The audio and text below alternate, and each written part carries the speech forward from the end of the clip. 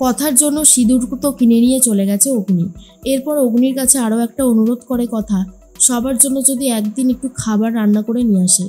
অগ্নি তো প্রথমে শুনতেই চাইছিল না, পরে রাজি হয়ে যায়। প্রত্যয় বলে, বিগ ব্রো তুই কিচ্ছু চিন্তা করিস না, সমস্ত ব্যবস্থা আমি করে দেব, একদম চাপ নিস না।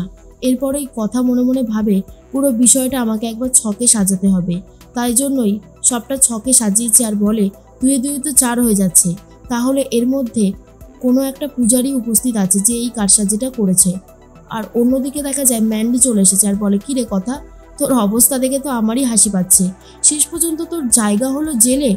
কথা বলে, মান্ডবী তুই আমাকে যাই বলিস না কেন আমার কিচ্ছু আসে যায় না, কারণ চুরিটা আমি করিনি সেটা আমি জানি।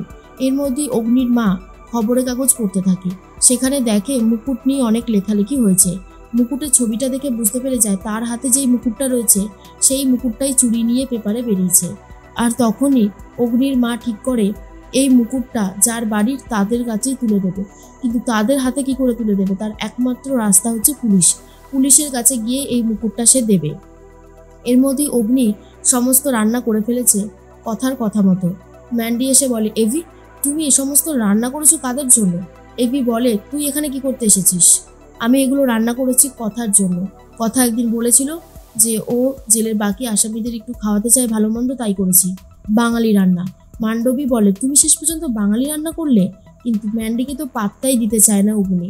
মান্ডবী বলে, তুমি যে আমাকে এতটা ইনসাল্ট করছো এভি, আমি তো এটা মেনে নেব না, আমি ঠিক ছলে বলে কৌশলে আবারও তোমার মন জয় করে নেব।